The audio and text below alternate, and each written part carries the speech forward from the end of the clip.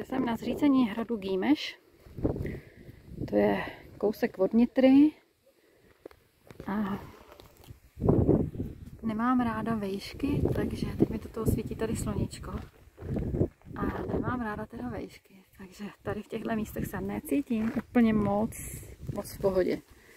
Ale nádherný výhled, velká tak já asi zalezu takhle tady.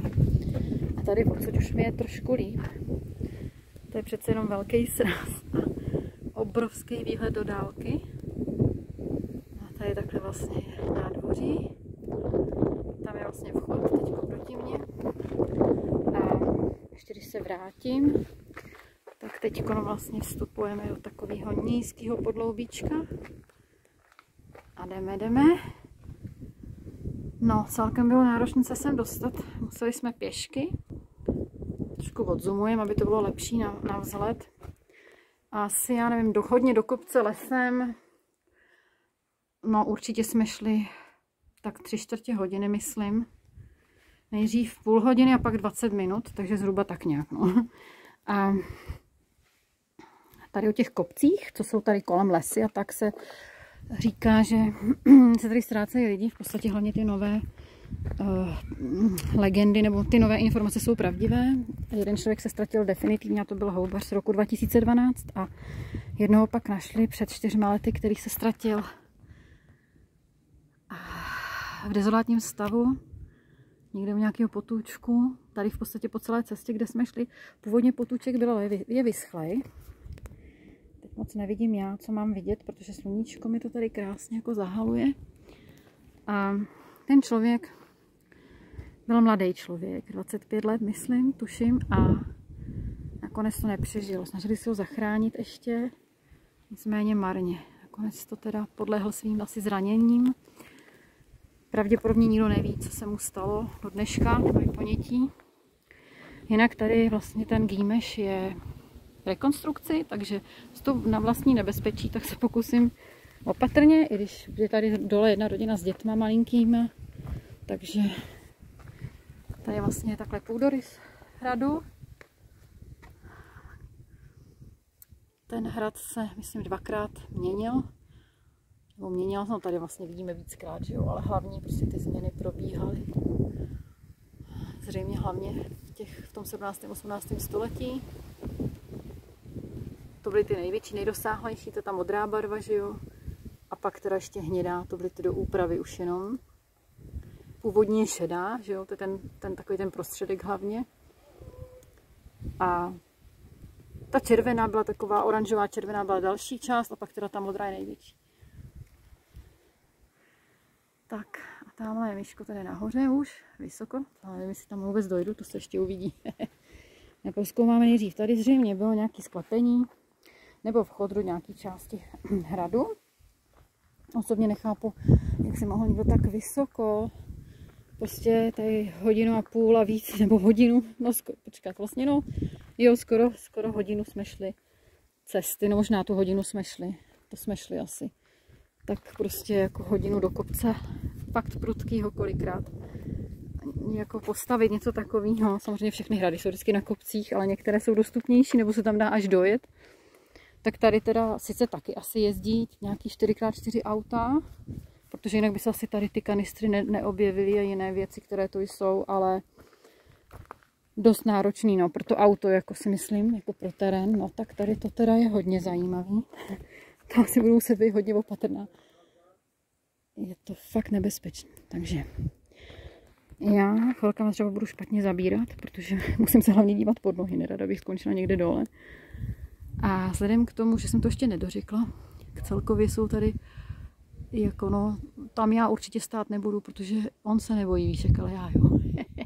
Takže to radši nebudeme zkoušet. Jdeme se podívat na chvilku tady, nevím vůbec, co tam je, ale musím velmi opatrně, protože zřejmě to tady bude klouzat a asi tam ani nepůjdu. Protože to mi za to nestojí, asi je to tady pěkný, ale vzhledem k tomu, že to celý z kopce a z písku a já na to nemám úplně ideální boty, nějaký traktorky nebo tak, takže jen takto.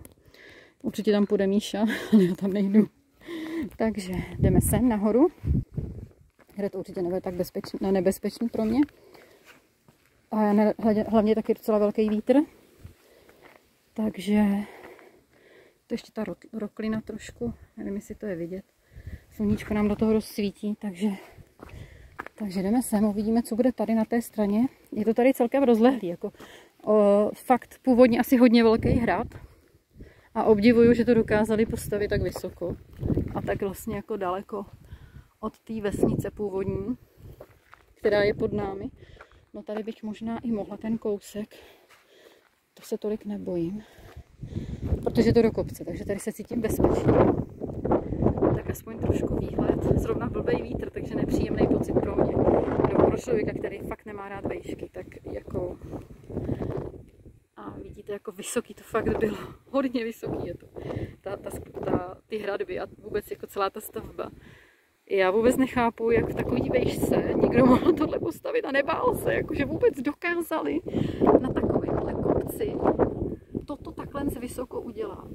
A prostě jako nic se jim nestalo, jo. Tam teda nejdou, tady takhle, určitě tady Míša šel, nebo by tam šel na tu hradbičku tady, ale teda já v žádném případě, já myslím, že mě to stačilo. Takže dá. Pacha na to, tady jsou fakt schody. Tady je další nebezpečné místo, kde určitě nějaký blázni šli. Jsem si tím téměř jistá, protože vidět, že tam někdo chodil, ale tady už ani nejsou schody. A toto je teda spíš pro horolezce, který je jištěnej lanem a chce si udělat výhled dole, tak ten určitě jo. Takže tam já nejdu. To je opravdu už o život. A tady nahoru se asi dá jít, ale to tam se zarostlí, tak co tam budeme dělat? Jo, zase zpátky pohled, pořád vlastně jdeme dál. Je to obrovský. Jako byla jsem na hodně různých zříceninách i v Čechách, ale toto je obrovský, opravdu obrovský. A dalo by se říct, že tady bylo opravdu hodně částí, místností, které byly obyvatelné. A tady vlastně ta hlavní věž, no to je blázen. Když ho vidíte, kde on je, tak je ono normální. Tak tam bych nešla teda. To je blázen, to je blázen. On se ničeho nebojí, on jde prostě všude. Já mám život jenom jeden, takže to nemám zapotřebí. Tamhle ta věž možná by byla dostupnější. Uvidíme, jestli se dá dovnitř dostat. Teda to je obrovský, takže tam, kde on je, tam já se jen tak nedostanu asi. Netuším, jestli šel tudy nebo kudy. To já zkoušet teda fakt neplánuju, protože to je crazy. Počkám, až přijde, nevím, odkud se tam dostal. Nebo kudy se tam vůbec dá dostat z této strany. Takže to si nechám poradit, pokud to vůbec pro mě je reálný. No a tady vlastně je historie hradu, čili kdo tady žil, že jo, Forgáčovci z Dímeša. Jo, takže v podstatě vypadali velmi jako urozeně, ušlechtile i tady hlavně tito. No a hlavně samý chlapi, takže tak jasně, že tady asi nežili jenom chlapi. Já to zkusím trochu přiblížit, aby jsme si to mohli potom třeba nazumovat. Takhle to projedeme.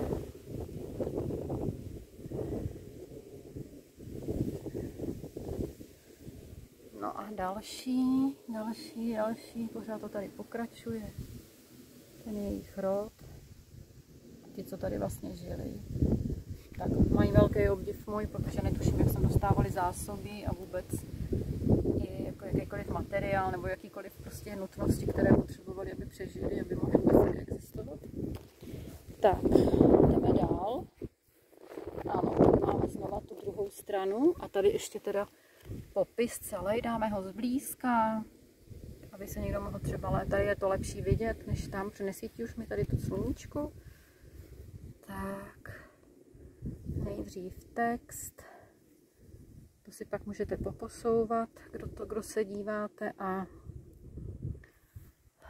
jinak tenhle pořad, neboli toto natáčím jako svou relaci pro TV Světluška, to je moje vlastní televize, kterou jsem si založila, je to vlastně internetová televize.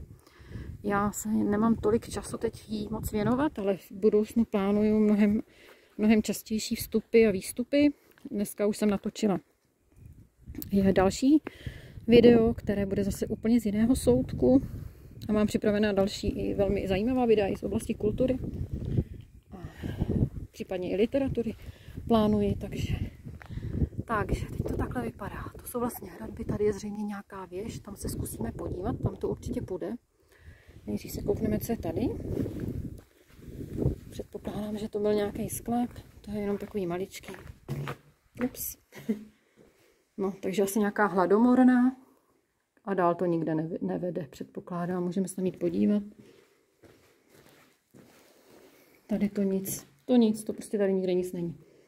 Takže to bylo tohle, takže nějaká asi buď hladomorná sklep, nebo možná tady měli zásoby a tak různě. To zase jsem zatím nestudovala historii tohohle místa ani hradu, takže neznám jako ty informace, co kde bylo, jak bylo. To, kdybych asi samozřejmě četla detaily, tak bych třeba hned věděla.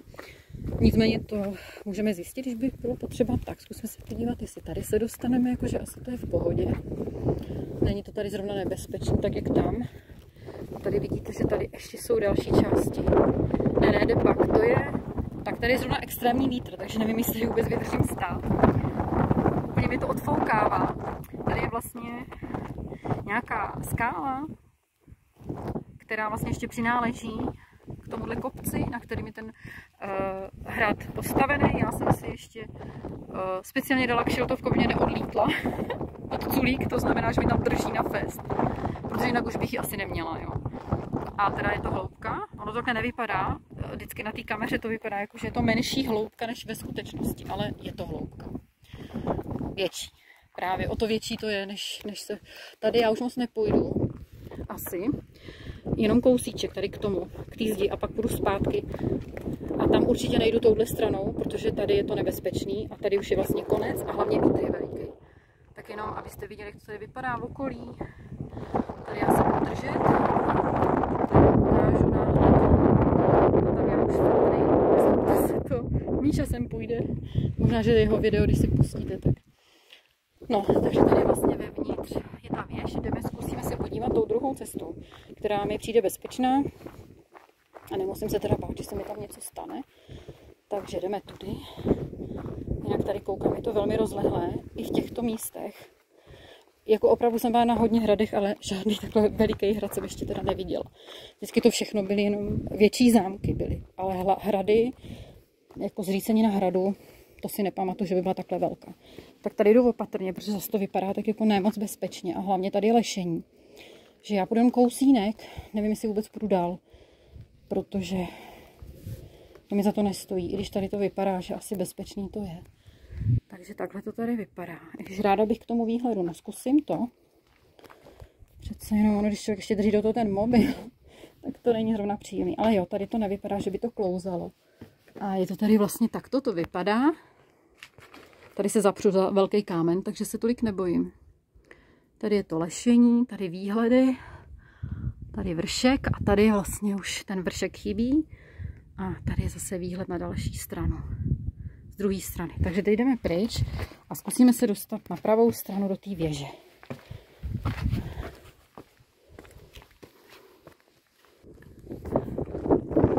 jdeme. No tady je to asi bezpečí. To je jenom prostě obrovský, kde jsou vlastně vytrhané ty původní části, které tady byly. To vypadá, že tady to bylo dřevem vykládané. A samozřejmě ty cihly to už je novodobější, ty tady původně nebyly, že jo. Ale jako tohle si myslím, že je super záběr, krásný výhled, krásná fotka. No, netuším, co tady bylo, spíš mi to připadá jak nějaká velká kaple nebo něco takového. Asi je to kaple původně, nebo malý kostel, který tady jako kdyby byl, protože když se koukneme na tu strukturu těch zdí, a těchto sloupů hlavně, tak to si myslím, že by to tak mohlo odpovídat. A stejně tak tamhle. Myslím si, že to byl kostel. Nebo kaple. Tady to bylo dřevem vykládaný, si myslím. A tam ty sloupy asi taky nějak. Tuším teda. Tak, teď jdeme dál. Uvidíme, kam ještě nás to pustí. Tam nahoru určitě nejdu při tomhle větru. Tady jdeme zkusit jít sem. Jsem opatrně, protože pak abych vůbec mohla jít zpátky bezpečně. Tak, zase z druhé strany ještě. No, jenom kousek půjdu, protože to už to se pak je to dolů. Tam vlastně v pozadí vesnička, nevím která, to pak zjistíme. Teďka nepoznáme. Ten vítr je opravdu velký, takže už si jdu držet druhou rukou radši i tu čepici i tak. Takže takhle ještě, tam nevím, jestli mám mít, tam já asi nendu, to už jako pro mě ne. Necítím se tam bezpečně, muset takhle jít, jenom můžu. Kdyby to třeba tolik nefoukalo, možná bych šla i tady dolů ještě až tamhle. No ale v tomto případě mi se to nestojí. Ale zkusím jít takhle úplně k té zdi tady. A aspoň takovýhle pohledám. Tak. No jasně. Už je zase nahoře. Ty se tam nebojíš? Já jo. Tam já nendu. Protože bych se nedostala dolů. Tady bych uklouzla a už bych jela po prdýlce pěkně. Nevím, tady jedině mě ještě napadlo.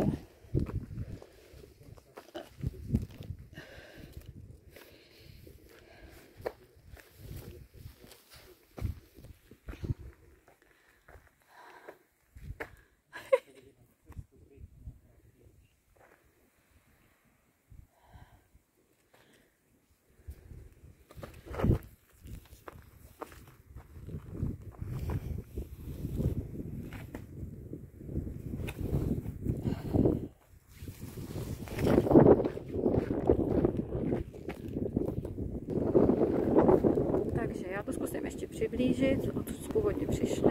Doufám, že se mi to podaří.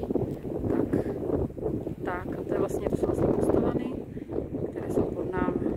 Zřejmě patří k tomu hradu, jako podaní dřív byly. Takže pokračujeme. Už jsme vlastně teď zase zpátky tam odsud. A Míša bude příkat, protože mu vadí zima.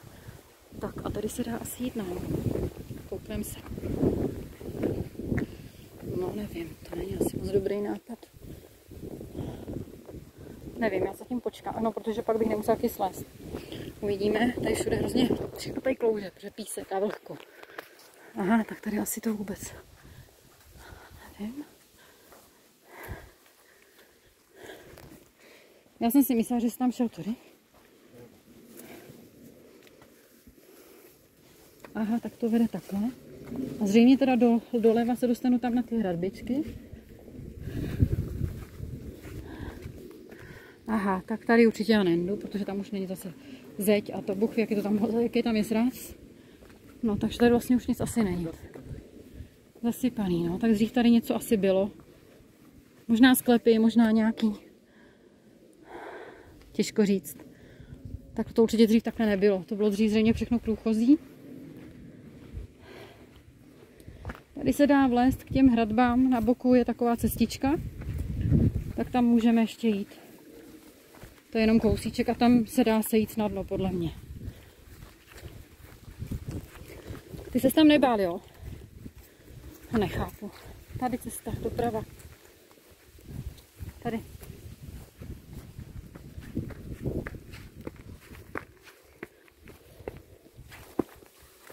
A?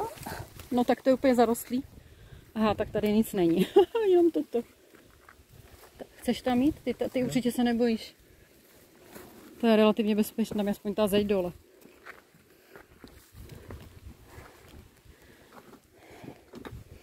No tak tady je to takový, že ani já se tolik nebojím, ale tam předtím ty srázy, to nic pro mě. Co to je tam vzadu? Počkej. Já si čupnu, protože já nemůžu jít tak k tomu. Nejbližší. Co to je tam, no? Nevím. Atomová elektráreň Mochovce. Jo, tam to vzadu. No jo, tady. Mochovce. Tak jenom abyste měli představu, kde zhruba jsme. A jdeme zpátky.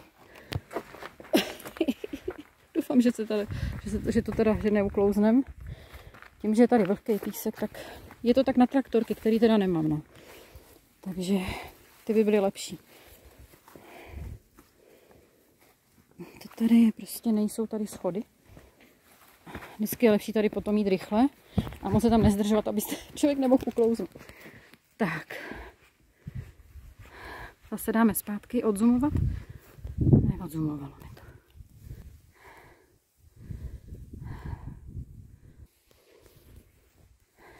Tak dejme. Takže vracíme se a teď zjistím, jak tam přišel. Ukážeš mi to.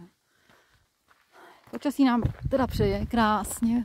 Úplně se to vyčasilo, vybralo. Jak kdyby léto, teplo je.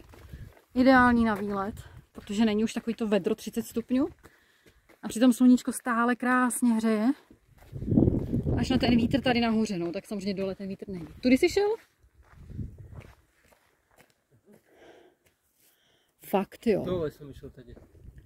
No takhle tudy? Nebo tudy? Nebo co kudy? Tady jsem vošel a tady jsem šel naspět potom. Ještě jednou, nerozumím. Z druhé strany jsem šel a tady to jsem šel naspět dole. Aha, tak mi ukaž, kudy jsi tam vlezl. Tady je to prostě obrovský, no.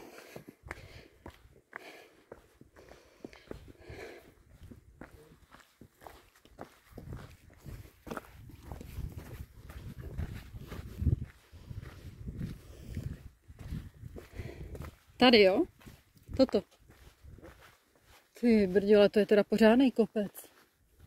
To si fakt šel? Tak tam nendu. Takže je to tam nebezpečný. Říkáš? Není. Není? Je, ale nie tady jsem šel.